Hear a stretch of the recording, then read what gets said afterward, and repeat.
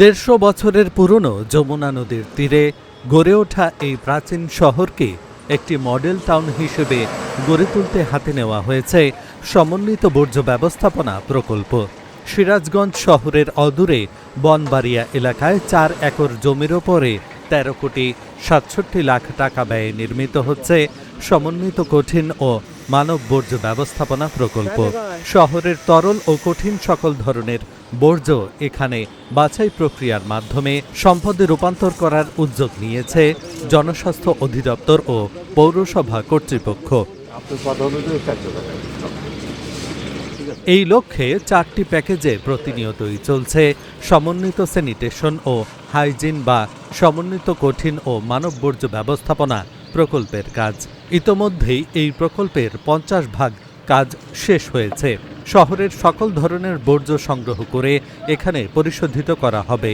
এই প্রকল্পটি বাস্তবায়িত হলে শহরের সুষ্ঠু বর্জ্য ব্যবস্থাপনায় নিশ্চিত হবার পাশাপাশি নগরবাসীর জনস্বাস্থ্য ও পরিবেশগত দূষণ রোধ করা সম্ভব হবে। শহরের বর্জ্য টোটাল বর্জ্য এখানে আসবে, আসার পরে প্রথমে সর্টিং শেডে সেটা সেপারেশন করা হবে। যেগুলো পচনশীল সেগুলো কম্পোস্ট শেডে নেওয়া হবে, যেগুলো অপচনশীল পলিথিন তারপরে বোতল এগুলা কম্বাস্টেশন শেডের মাধ্যমে ওটা আপনার ভ্যানিশ করে দেওয়া হবে। আর যেটা পচনশীল ওটা পচনের মাধ্যমে জৈব সার উৎপন্ন করা হবে। এবং সেপটিক ট্যাঙ্ক থেকে যে লিকুইড বর্জ্য এটা ভ্যাকুয়াম ট্রাকের মাধ্যমে সংগ্রহ করা হবে এবং এটা প্লান্টেড ডাইং বেডের মাধ্যমে ট্রিট করে এটা 2 ভাগে বিভক্ত হবে। একটা জৈব সার করা হবে এবং যেটা পানিটা পলিশিং প্ল্যান্টে চলে যাবে এবং সেই পানিটা প্রাকৃতিক পানির মতোই হবে, সেটা মানুষ যে কোনো কাজেই ব্যবহার করতে পারবে। এই মেশিনে গজ ব্যান্ডেজ, টিস্যু আর প্যানপাস আর হচ্ছে ব্যান্ডেজ এগুলো এনে একসাথে দিলে কারে এগুলো পূরণ হয়, পুরাইলে কারে ধোয়া হয়, দিকে চলা জায়গা এগুলো ছাই হওয়া জায়গা, ঠিক আছে। আর ওটা তো সিরিঞ্জ, স্যালাইন ড্রপ, লতা আর ব্ল্যাক ব্যাগ এগুলো ওই জায়গায় ধোয়া ওই মেশিনে ভাঙানো হয়, ভাঙা ওগুলো নতুন করে বিক্রি করার জন্য নিয়ে যাওয়া হয়। ইতিমধ্যেই পরীক্ষামূলকভাবে শুরু হয়েছে মেডিকেল বর্জ্য থেকে স্বচ্ছ প্লাস্টিক তৈরি। পাশাপাশি শহরের জবাইকৃত গরুর গোবর থেকে উৎপাদন করা হচ্ছে গ্যাস।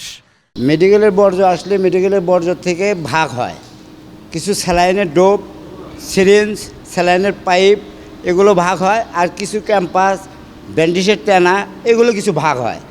যে ব্যান্ডেজের টানা বা ক্যাম্পাস এগুলো এই মেশিনে পোড়ায় তাকে দূষিত মুক্ত করে তাকে ধুমা করে বাইর করে দেওয়া হয়, হওয়ার সাথে সে শেষ হয়ে যায়। আর এই মেশিনে আপনার সিরিঞ্জ প্লাস ডোপ, স্যালাইনের পাইপ এই মেশিনে ভাঙ্গাইয়া ধুয়া পরিষ্কার করে ওটা দূষিত মুক্ত করে জীবাণু মুক্ত করে এটা আবার পরে মানে ব্যবহার করার মতন পরিস্থিতি হয়। আমরা এখানে কল্পনা করিনি কোনোদিন গ্যাস আসবে, যাই বজ্রর কারণে আমরা গ্যাসটা পাইছি। আমরা 10-12টা ফ্যামিলি মিলে আমরা এই গ্যাসটা ব্যবহার করতেছি। আশা করি যে আগামীতে সরকার যদি উদ্যোগ নেয় তাহলে ময়লার থেকে আমরা যে গ্যাসটা উৎপাদন হবে আমরা এখানে সবগুলো ফ্যামিলি গ্যাস পাবো। এই প্রকল্পের মাধ্যমে বর্জ্য থেকে জৈব সার তৈরির পরিকল্পনাও রয়েছে। এতে একদিকে যেমন পরিবেশ দূষণ কমবে, অন্যদিকে স্বাস্থ্য ঝুঁকি থেকে মুক্তি পাবে শহরবাসী, বললেন এই কর্মকর্তা। পচনশীল বর্জ্যগুলো থেকে ওখানে কম্পোস্ট সার তৈরি করা হবে এবং যেগুলো অপচনশীল সেগুলোকে ইনসিনারেশনের মাধ্যমে বার্নিং করে সেটাকে পরিশোধন করা হবে। এবং মানুষের বাসা বাড়িতে যে সেপটিক ট্যাঙ্ক রয়েছে, যে বর্জ্যগুলো এখন হয়তো খালবিল বা ড্রেনে মানুষ ছেড়ে দিচ্ছে, এটা টোটালি বন্ধ করে দেওয়া হবে, দিয়ে ভ্যাকুয়াম ট্যাঙ্কারের মাধ্যমে এইসব ওয়েস্ট কালেক্ট করে ওই মানব বর্জ্য ব্যবস্থাপনা প্ল্যান্টে নিয়ে যাওয়া হবে, সেখানে পরিশোধন করে এটি এবং ভেজিটেবল ওয়েস্ট দুইটির মিক্স করে একটা কম্পোস্ট সার তৈরি করা হবে, যেটি একটি উন্নত মানের সার হবে, জৈব সার হবে। সেটি বিভিন্ন গার্ডেনিংয়ে বা গাছপালায় ব্যবহার উপযোগী হবে।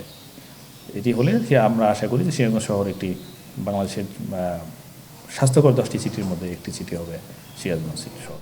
সিরাজগঞ্জকে একটি গ্রিন এবং ক্লিন সিটি করার লক্ষ্যে এমন প্রকল্প নেওয়া হয়েছে বলে জানান পৌরসভার এই নির্বাহী কর্মকর্তা।